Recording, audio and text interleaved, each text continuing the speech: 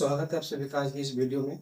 आज हम लोग पॉलिटेक्निक कोर्स के बारे में चर्चा करेंगे, जानेंगे कि पॉलिटेक्निक क्या है, पॉलिटेक्निक कोर्स कौन कौन कर सकता है, पॉलिटेक्निक कोर्स में नामांकन के लिए क्या करना होगा, तो किस ब्रांच में नामांकन लें, उम्र सीमा क्या होगी, उसके अगला बिंदु है कोर्स अवधि क्या होगी, कितना खर्च आएगा, नौकरी कैसे और कहाँ मिलेगी, सैलरी कितनी होगी, आगे की पढ़ाई कैसे होगी और इसका सिलेबस क्या है। तो आप देख रहे हैं study for NCERT YouTube channel में जो पहली बार आए हैं चैनल को सब्सक्राइब एवं वीडियो को लाइक जरूर कर दें।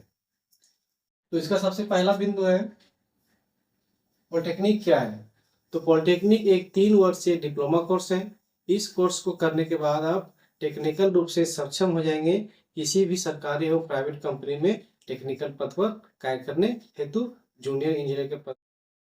पॉलिटेक्निक कोर्स कौन कौन कर सकता है। तो पॉलिटेक्निक कोर्स 10वीं परीक्षा दे चुके या पास, आईसी की परीक्षा दे चुके या पास बच्चे इसमें एडमिशन ले सकते हैं। इसके लिए न्यूनतम योग्यता 10वीं रखी गई है। आप 12वीं के बाद भी इसे दे सकते हैं, आईसी के बाद भी इसे आप दे सकते हैं। यदि आप 10वीं के बाद इस कोर्स को करना चाहते हैं तो आपके लिए कोर्स की अवधि कितनी होगी, 3 वर्ष की होगी। यदि आप 12वीं के बाद इस कोर्स को करना चाहते हैं तो आपकी कोर्स अवधि होगी मात्र 2 वर्ष की। अगला बिंदु है पॉलिटेक्निक कोर्स में नामांकन के लिए क्या करना होगा। तो इस कोर्स में नामांकन के लिए राज्य सरकार द्वारा आयोजित प्रवेश परीक्षा को पास करनी होगी। यदि आप प्रवेश परीक्षा पास कर जाते हैं और आपका रैंक अच्छा आता है तो आपको अच्छे सरकारी कॉलेज में एडमिशन हो जाएगा।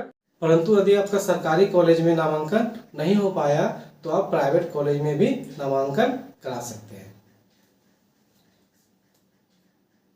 किस ब्रांच में नामांकन लें। तो पॉलिटेक्निक कोर्स के कुछ महत्वपूर्ण ब्रांच है इलेक्ट्रिकल, मैकेनिकल, इलेक्ट्रॉनिक,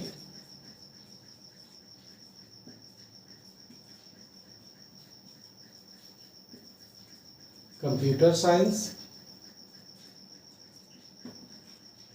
सिविल एवं माइनिंग। इसके अलावा भी कुछ ब्रांच है तो आप अपनी इच्छा के अनुसार किसी ब्रांच का भी चयन कर सकते हैं। अगला बिंदु है उम्र सीमा क्या होगी। यदि आप पॉलिटेक्निक में नामांकन लेना चाहते हैं तो क्या उम्र सीमा की कोई बाध्यता है। तो इसमें उम्र सीमा की कोई बाध्यता नहीं है, बशर्ते यदि आप माइनिंग में एडमिशन लेना चाहते हैं तो इसमें आपका न्यूनतम उम्र 17 वर्ष होनी चाहिए। इसके अलावा किन्हीं भी कोर्सों में आप एडमिशन ले सकते हैं, इसमें उम्र की कोई बाध्यता नहीं है। अगला बिंदु है कोर्स अवधि क्या होगी। यदि आप पॉलिटेक्निक में एडमिशन लेते हैं तो कोर्स की अवधि क्या होगी। तो कोर्स की अवधि यदि आप 10वीं पास हैं तो आपके लिए 3 वर्ष की कोर्स होगी। यदि आप आईसी पास हैं तो आपके लिए 2 वर्ष की कोर्स अवधि होगी। अगला बिंदु कितना खर्च आएगा। यदि आप इस कोर्स में एडमिशन लेते हैं तो आपको कितना पैसा खर्चा करना पड़ेगा। तो ये सारे कुछ निर्भर करता है आपके रैंक पर। यदि आपका रैंक अच्छा आया होगा तो आप सरकारी कॉलेज में एडमिशन ले सकते हैं, परंतु यदि आपका रैंक अच्छा नहीं आया है तो आप प्राइवेट कॉलेज में ले सकते हैं। सरकारी कॉलेज में खर्च मात्र 40 से 50 हज़ार रुपया आएगा 3 साल कोर्स का, परंतु आपका अगर यदि एडमिशन प्राइवेट कॉलेज में हो तो आपका खर्चा लगभग 4 से 5 लाख भी हो सकता है। अगला बिंदु है नौकरी कैसे और कहाँ मिलेगी। तो इस कोर्स को जब आप सफलतापूर्वक पूरा कर लेंगे तो विभिन्न सरकारी कंपनियों या प्राइवेट कंपनियों में टेक्निकल पद पर आवेदित कर सकते हैं और जूनियर इंजीनियर के पद पर भी आप चयन हो सकते हैं।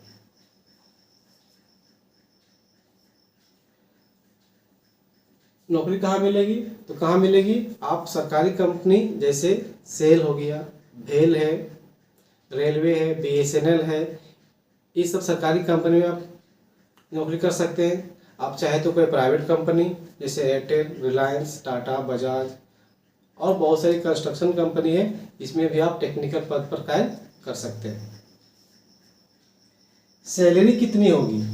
यदि आप किसी कंपनी में या सरकारी संस्थान में टेक्निकल पद पर कार्यरत होते हैं तो आपको सैलरी कितनी होगी? तो इसमें न्यूनतम सैलरी 40 से 50,000 के बीच होती है। आप अपने हिसाब से, अपने प्रदर्शन के हिसाब से आपकी सैलरी सरकार या कंपनी बढ़ा भी सकती है।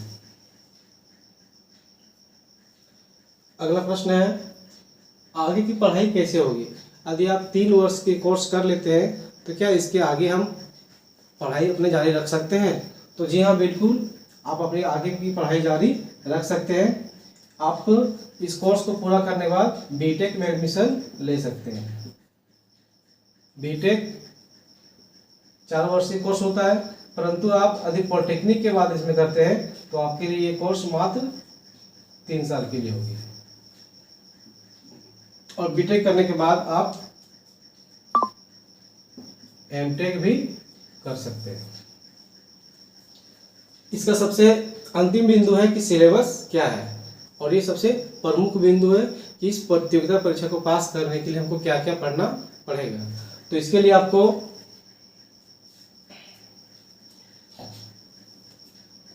कक्षा 10 की